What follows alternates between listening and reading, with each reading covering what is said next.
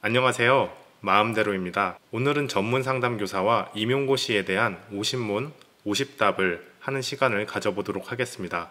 이번에는 영상의 길이가 약간 깁니다. 그래서 구독자님들이 궁금한 질문만 볼 수 있도록 댓글에 타임스탬프를 달았습니다. 앞으로도 여러분들의 소중한 시간을 낭비하지 않기 위해서 다양한 양질의 정보를 제공하도록 노력하는 네, 그럼 50문 50답 시작하도록 하겠습니다.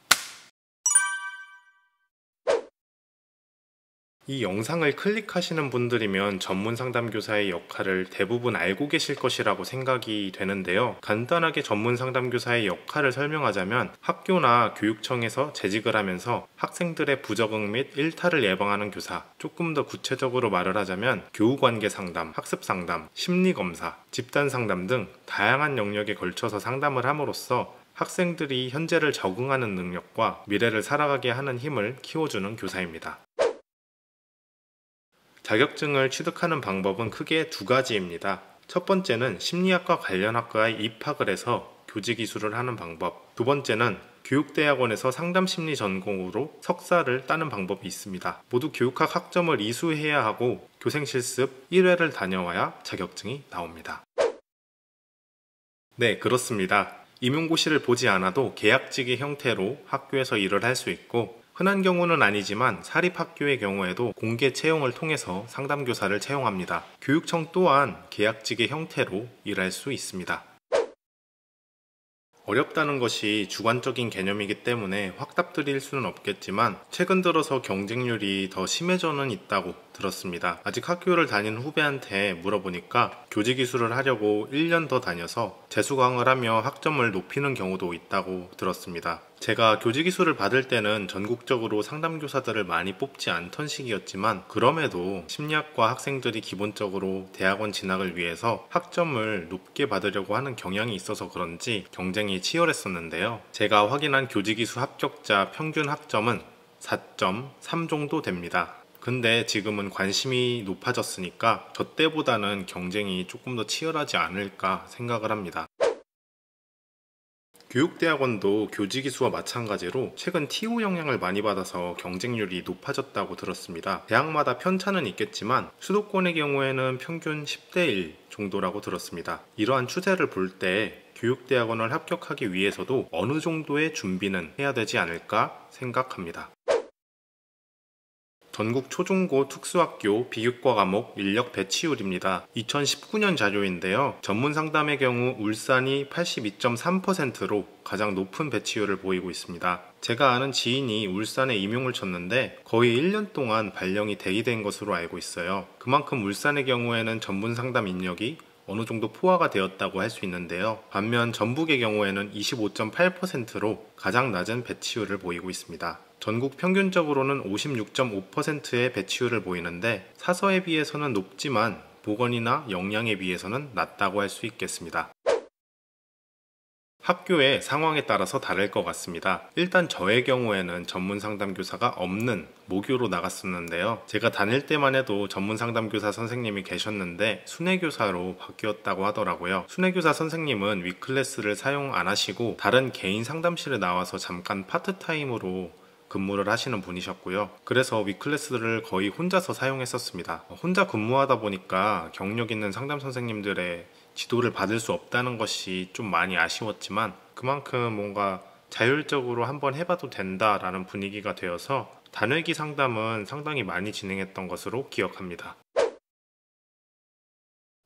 아무래도 4주의 기간이 아이들과 상담하기에는 짧은 시간이어서 저도 고민을 많이 했었습니다. 그래서 저는 단회기로 끝낼 수 있는 진로 검사나 MBTI 같은 심리 검사를 통해서 상담받기 원하는 아이들의 신청을 받아서 상담을 진행했었는데요. 제가 모교로 나가서 그런지 참 다양했던 경험을 했던 것 같습니다. 모교가 사립학교였는데요. 제가 배웠던 선생님들이 다 그대로 계셔서 경계선 구분 없이 다양한 일들을 시켜주셨습니다. 심지어 제가 복수 전공이 역사였는데 국사 시간에 수업해본 적도 있었고 교감 선생님이 부탁해서 선생님들 앞에서 연구 수업까지 한 적이 있습니다. 그래서 웬만하면 학교 분위기 먼저 알아보시고 교생 실습을 가는 것을 추천드리겠습니다. 일단 임용고시는 교육학 10개, 전공 17개, 이렇게 총 27개 과목 내에서 출제가 됩니다. 확실히 많은 과목들을 공부해야 되기 때문에 공부하는 시간은 오래 걸린다고 할 수 있겠습니다. 하지만 교육학 과목 중에서 교육심리, 생활지도 및 상담은 전공에서 다루기 때문에 솔직히 말씀드리면 스킵을 해도 무방을 하고 전공 과목들 사이에서도 상당히 겹치는 부분들이 많습니다. 그렇기 때문에 엄밀히 말하면 27개 과목을 다 공부하지는 않아도 됩니다. 그리고 어렵다는 개념이 주관적이기는 하지만 상대적으로 따져볼 때 다른 과목에 비해서는 경쟁률이 상대적으로 낮기 때문에 상대적으로 어려운 시험이라고 말하기는 힘들 것 같습니다. 저는 임용고시를 총 1년 반 정도를 준비했습니다. 첫 6개월 정도는 심리학 서적, 사이콜로지 AP 같은 책들을 읽고 교육학 인강을 들으면서 어떤 내용이 있는지 아는 정도로 가볍게 공부했습니다. 이때는 또 제대로 각 잡고 공부한 것은 아니고 그냥 어떤 내용들이 있는지 간단하게 구조를 파악해보는 정도로 공부를 했고요. 공부에 전력 투구를 해서 합격까지 걸린 시간은 1년이었고 그 외에 시간까지 모두 합치면 1년 6개월 정도 공부를 했습니다. 임용고시 시험이 몇 년 전까지만 해도 객관식으로 출제되었었는데요. 이제는 올 서술형 주관식으로 바뀌었습니다. 그렇다고 해서 개인의 생각이나 글쓰기 솜씨가 중요한 것은 아니고요. 문장 속에 키워드가 있는지 키워드 채점을 실시합니다. 쉽게 말하면 주관식인데 객관식의 느낌이랄까요? 그렇기 때문에 정해진 형식을 맞추고 키워드를 넣는 것이 상당히 중요합니다. 초시 같은 경우에는 강사 선생님의 강의 커리큘럼을 그대로 따라갔어요. 1월달부터 6월달은 기본기 강의, 7, 8월은 문제 2에, 9, 10, 11은 실전 모의고사 이렇게 준비를 했고요. 기본기 강의 들을 때는 여러 개의 자료를 종합해서 단권화 작업을 실시했습니다. 단권화 작업을 필수적으로 진행했고 백지 구조화도 꾸준히 했습니다. 스터디 같은 경우에는 3월부터 6월 정도까지 다니다가 그 다음부터는 혼자서 공부를 했고요. 재임용할 때는 기본적으로 시간이 절대적으로 부족했기 때문에 전년도에 공부했었던 단권화 자료 위주로 공부를 했습니다. 디테일한 부분은 빠르게 한 번만 보기만 하고 핵심 위주로 공부를 했었습니다. 자세한 방법들은 50문 50답에서 다루기에는 양이 너무 많아서 다른 영상을 곧 올릴 예정이니까 관심 있으신 분들은 조금만 기다려주시면 감사하겠습니다. 2차 시험은 1차 시험과 다르게 스터디가 필수라고 생각을 해서 스터디원들을 구해서 진행을 했습니다. 기본 책은 수상한 면접책으로 진행을 했고요. 1차 시험이 끝난 지 2주 정도 되는 시간부터 본격적으로 시작했습니다. 처음에는 수상한 면접책이 모든 개념을 공부하고 개인의 의견을 나누는 형식으로 진행을 했고 어느 정도 개념이 잡힌 이후부터는 수상한 교재로 랜덤 퀴즈 그리고 각자 집에서 만들어 온 문제로 랜덤 퀴즈를 진행한 다음에 표정, 자세, 목소리, 내용 등에 대한 피드백을 하는 시간을 가졌습니다. 그리고 면접 시연을 스마트폰 카메라로 녹화해서 집에서 보는 시간도 몇 번 가졌습니다. 저는 임용고시를 총 2번 봤었는데요. 2번 본 이유는 첫 번째 직장이 별로 마음에 안 들었고 또 원래 살던 곳이 아니어서 고향으로 재임용을 쳤습니다. 임용고시 점수가 제 인생에 몇 안 되는 자랑거리인데요. 2번 모두 고득점을 받았습니다. 최종 커트라인보다 16점, 21점이 높았었는데요. 근데 점수가 높을수록 교육청의 발령 날 확률이 높다는 소문이 있어서 마냥 좋지는 않았어요. 일단 제 경우에는 다음과 같은 대원칙을 세우고 공부를 했습니다. 첫째, 처음부터 완벽한 계획을 만들려는 압박을 갖지 말고 상황에 따라서 유연하게 변화시키자. 둘째, 초창기에는 여유롭게, 시험에 가까울수록 타이트하게 공부하자. 셋째, 단권화 기초 작업은 7월 이전에 마치고 이후부터는 뼈대에 살을 붙이자. 넷째, 운동은 적어도 매주 2회 이상은 하자. 다섯째, 겸손하게 배우려는 자세를 갖고 시험에 대한 불안을 자연스러운 것이라 여기자. 여섯째, 잠들기 직전에는 스마트폰 절대 보지 말고 외우고 싶은 거 외우자. 일곱째, 문제를 풀 때 맹목적으로 풀지 말고 무엇을 묻는지, 키워드가 무엇인지, 채점의 기준이 무엇인지 생각하면서 풀자 였습니다. 저는 하루보다는 일주일에 도달해야 되는 목표 시간을 가지고 공부를 했었습니다. 1월부터 시작해서 11월까지 갈수록 저번 달보다는 총 공부 시간을 많게 하자는 원칙을 세웠었는데요. 저는 타임워치를 들고 다니면서 제가 공부했었던 ALT를 기록했습니다. 책상에 앉아있는 시간이 아닌 정말로 공부에 몰입한 시간을 강박적이다 싶을 정도로 기록했었는데요. 제가 공부했었던 시간을 평균 내서 도표로 만들어 보았습니다. 이런 기록들이 점차 향상되는 것을 느끼면서 작은 성취감들을 느꼈던 것 같습니다. 이렇게 많은 시간을 공부할 수 있었던 것은 제가 일을 병행하지 않고 1년을 고스란히 올인했기 때문에 가능한 것이지 않을까 싶습니다. 하지만 이렇게까지 강박적으로 시간도 재가면서 공부하시지 않으셔도 충분히 합격하실 수 있습니다. 아무래도 공부는 양보다는 질이니까요. 몇 시간을 하든 주어진 시간에 최선을 다하는 것이 중요하지 않을까 싶습니다.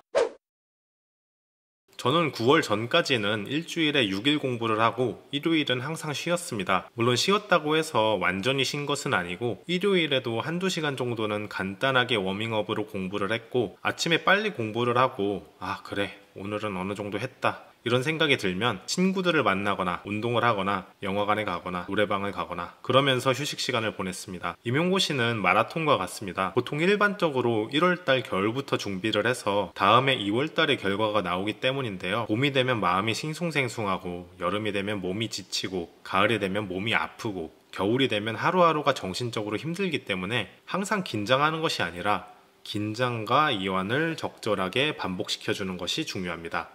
그렇기 때문에 일주일에 하루는 무조건 쉬었습니다.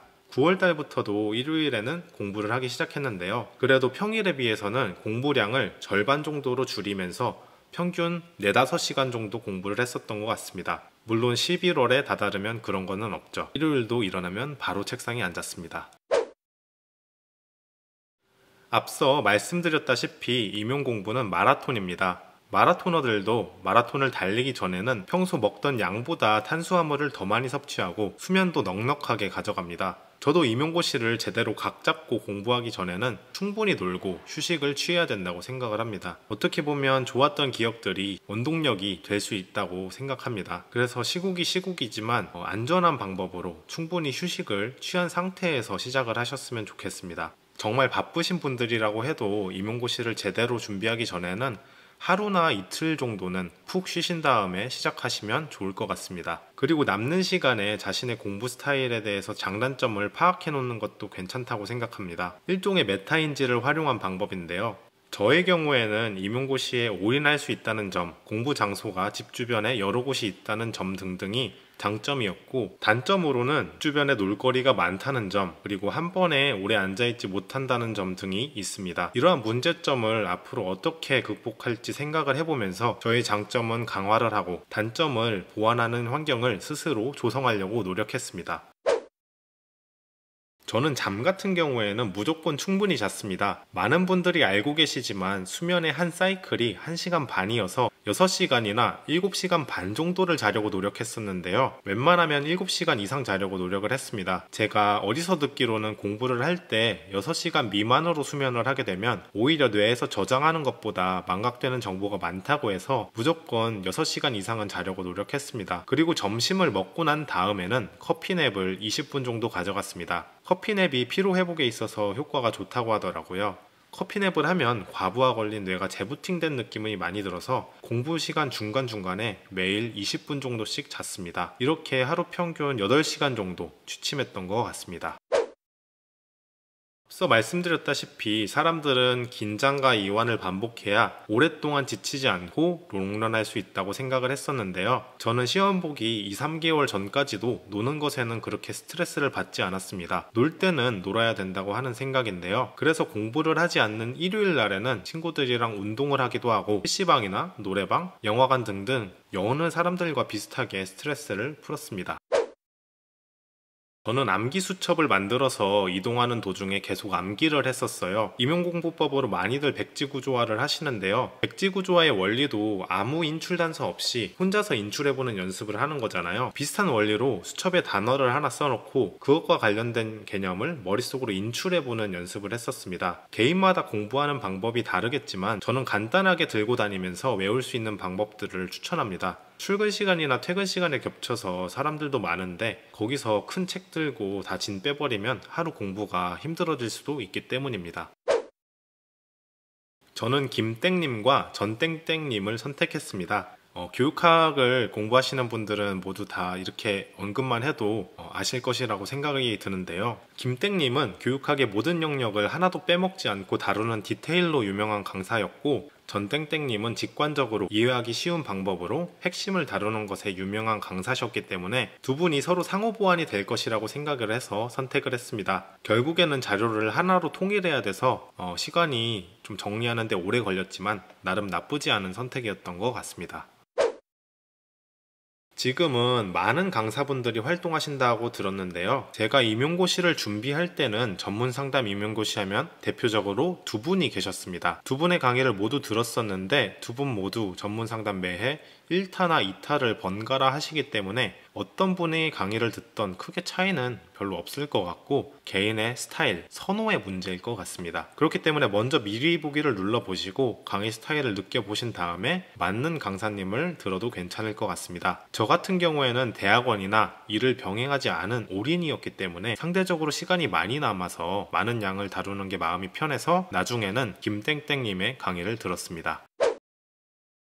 네, 저는 전국모의고사 보는 것을 추천합니다. 전국모의고사는 임용고시와 똑같은 상황에서 진행되기 때문에 그 분위기와 환경을 먼저 경험해 볼 수 있는 좋은 기회고 또 내가 백분위가 어느 정도에 위치했는지 객관적으로 점검해 볼 수 있는 기회이기 때문에 강추합니다. 전공 같은 경우에는 90% 이상, 교육학 같은 경우에는 80% 이상 외우고 시험장에 들어갔습니다. 제 주변 사람들을 보면 적어도 70% 정도는 외우고 들어가시는 분들이 합격을 많이 하시는 것 같습니다. 네, 저는 공부에 무리 가지 않는 선에서 하셔도 되지 않을까 생각합니다. 저도 재임용을 쳤을 때 청소년 상담사 자격증 공부도 병행했었고 지금 생각해보면 마이너스 되는 공부는 아니었다고 생각합니다. 그리고 아시는 분들은 아시겠지만 20학년도에는 임상심리사 자격증 시험 문제로 많이 출제되었기 때문에 전공 강사 선생님께서 다루어 줄 수 없는 부분은 혼자서라도 공부해 나가는 것이 필요하다고 생각합니다. 그렇기 때문에 청소년 상담사나 임상심리사 자격증을 병행하는 것이 제 생각에는 절대 마이너스가 되지 않을 것 같다고 생각합니다. 스터디 같은 경우에는 1차와 2차를 나눠서 설명을 드려야 될 것 같습니다. 일단 1차의 경우에는 하셔도 좋고 안 하셔도 좋을 것 같습니다. 저 같은 경우에는 혼자서 있을 때 공부에 효율이 붙는 타입이어서 1차 때는 거의 스터디를 하지 않았었습니다. 한 번 한 적이 있었는데 3개월 정도 하다가 그만뒀습니다. 1차 시험은 혼자서 보는 시험이기 때문에 혼자서 공부하셔도 무방하지 않을까 싶습니다. 그렇기 때문에 자신이 같이 있을 때 효율이 붙는지 혼자 있을 때 효율이 붙는지 잘 생각을 해보시고 자신의 성향을 생각해 보신 다음에 스터디를 할지 말지 결정하시면 될 것 같습니다. 그리고 스터디를 하지 않으신다면 카페라든지 밴드를 통해서 정리한 내용을 교환하시는 것 정도만 해도 무방하지 않을까 싶습니다. 다만 2차 시험의 경우에는 스터디를 하는 것을 꼭 추천드립니다. 2차 시험은 혼자서 준비하기에는 어려움이 많습니다. 자신이 보지 못하는 다른 사람들의 피드백이 있을 수 있고 처음 보는 사람들 앞에서 말을 해보는 연습도 상당히 중요합니다. 근데 사정상 2차 스터디도 준비가 불가능하신 분들은 카메라 녹화를 통해서 자신의 모습을 되돌아보고 가족들 앞에서 말하는 연습이라도 하셔야 된다고 생각합니다. 물론 2차 시험을 스터디하지 않고 붙으신 분들도 많이 있기도 합니다. 사람마다 모두 자신이 처한 환경이 있기 때문에 반드시 운동을 해야 한다고 말씀드리기는 어렵지만 저는 운동을 하는 것을 추천합니다. 제가 운동하는 것에 관심이 많다 보니까 운동이 우리 몸에 주는 신체적, 심리적 효과에 대한 연구들을 많이 알고 있는데요. 운동을 하면 경미한 우울감에서 즉각적으로 벗어나게 되고 또 인지 기능이 좋아지게 되고 건강한 자아 개념을 가지게 됩니다. 관련 영상도 제작해 두었으니까 여유가 되시면 참고 부탁드리겠습니다. 이 부분은 예측하기가 어려울 것 같습니다. 그래도 5개년 일자리 로드맵을 보면 2022년까지는 정책이 확정되었기 때문에 최소한 2022년까지는 지속적으로 뽑지 않을까 생각이 됩니다. 네, 많은 분들이 대학원이나 직장을 다니면서 합격하십니다. 저의 경우에도 직장을 다니면서 재임용에 합격한 케이스이고요. 일을 충실하게 하면서 퇴근 이후에는 공부를 해야 되니까 그만큼 신체적으로, 정신적으로 힘들기는 하지만 그래도 이런 점들을 극복하고 합격하시는 분들이 많습니다. 네, 저는 시그문드 프로이드를 가장 존경합니다. 제가 심리학과에 올 수 있는 결정적인 계기가 된 학자라고 할 수 있는데요. 프로이드 영상에서 볼 수 있습니다. 그렇다고 상담할 때 정신분석적인 기법을 사용하는 것은 아니고요. 사용하지도 못합니다. 네, 수업을 들어가는 경우도 있고 들어가지 않은 경우도 있습니다. 전문 상담교사의 경우에는 수업을 반드시 해야 하는 매뉴얼도 그런 기준도 없기 때문에 학교의 분위기 따라 천차만별입니다. 잘 기억은 안 나지만 2015년인가 그때 이후로 방과 후 과목에 심리학이 생겨서 방과 후 강사로 들어가는 선생님들도 가끔 계시다고는 들었습니다.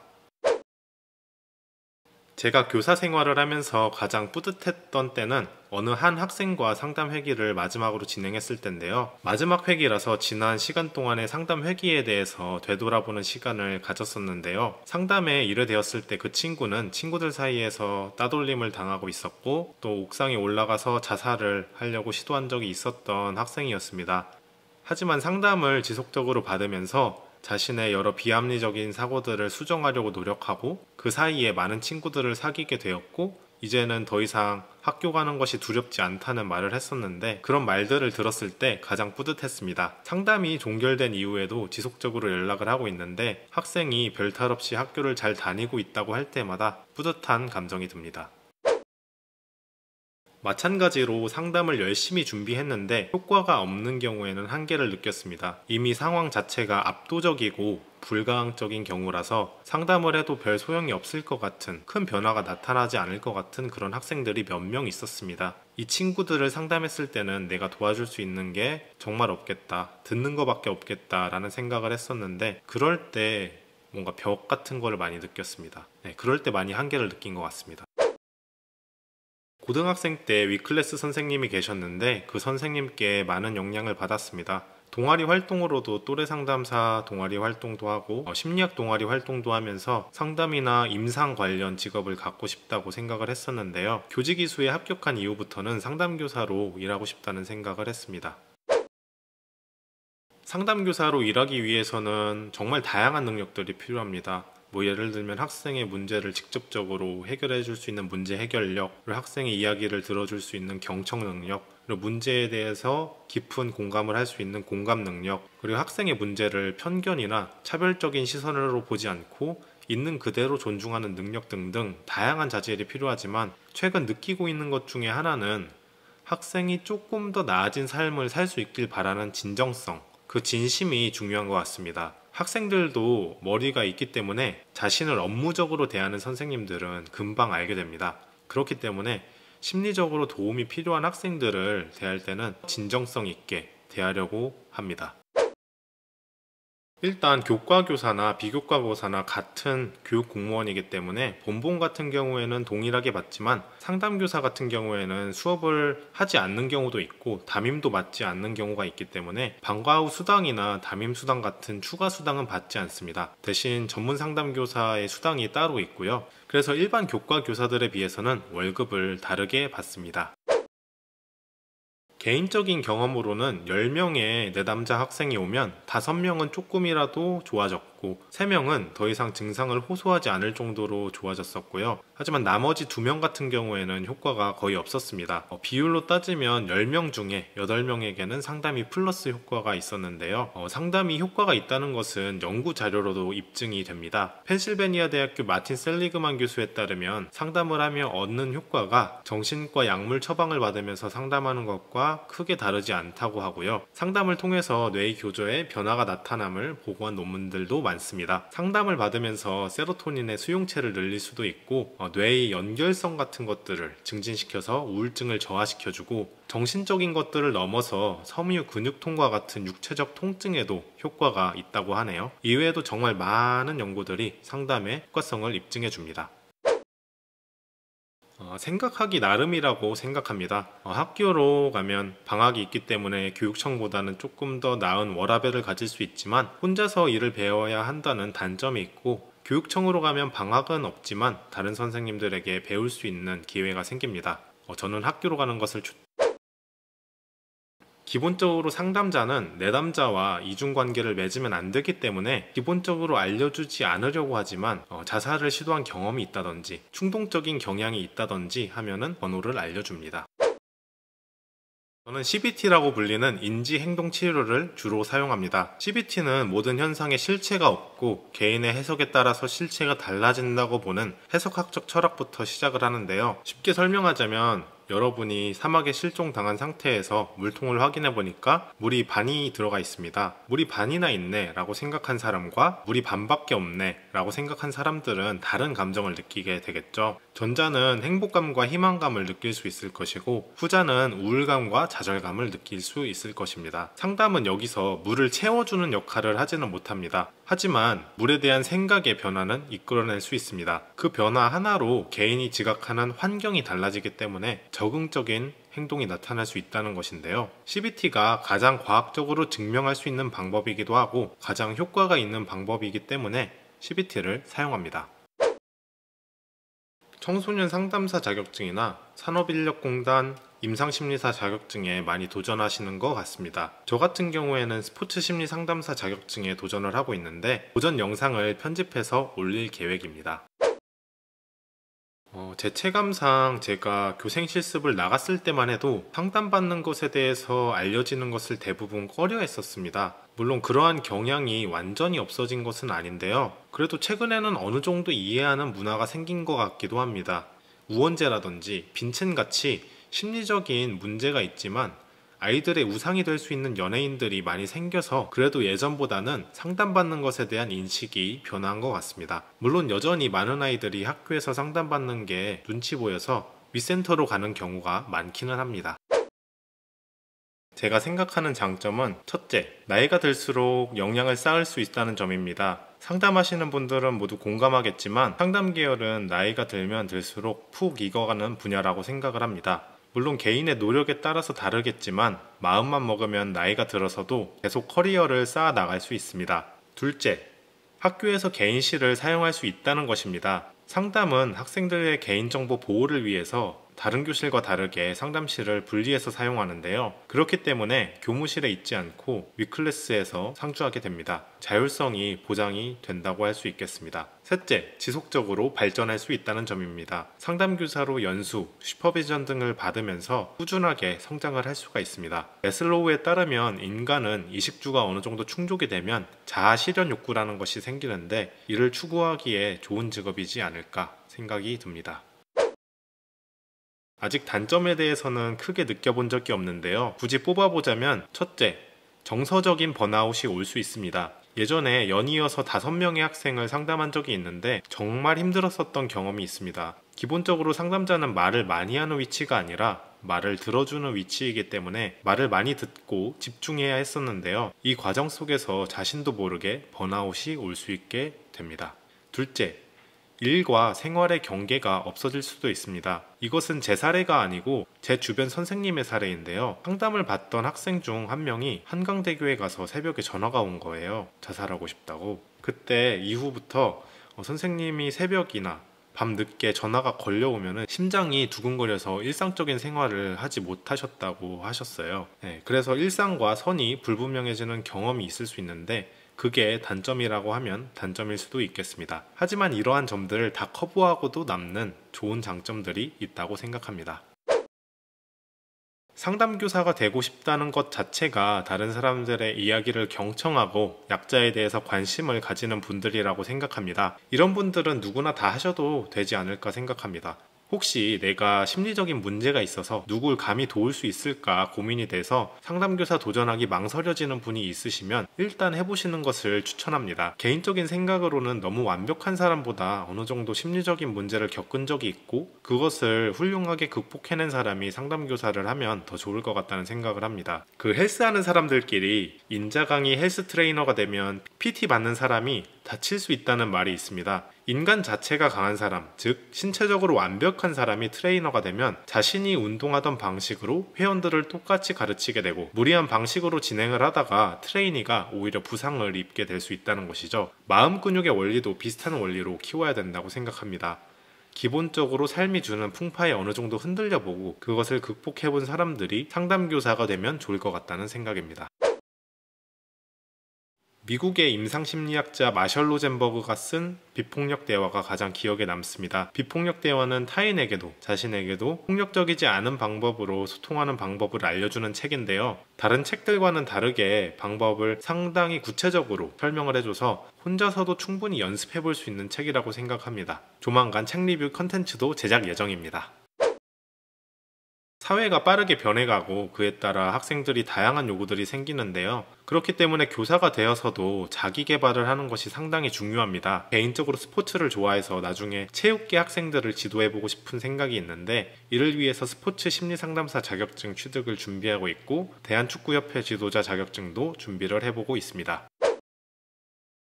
네, 저는 예전부터 등대와 같은 선생님이 되고 싶다고 말했었습니다. 학생들이 인생이란 험난한 파도로 나가서 길을 잃을 때 길잡이가 될 수 있고 다시 안전한 곳으로 돌아올 수 있게.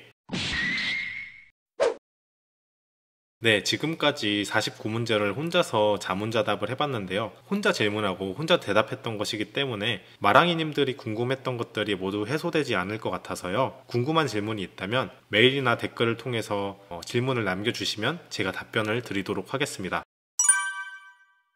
이상 마음대로였습니다. 오늘 영상이 유익하셨다면 구독과 좋아요 부탁드리겠습니다. 알림 설정까지 해주시면 더 감사드리겠습니다. 시청해주셔서 감사합니다.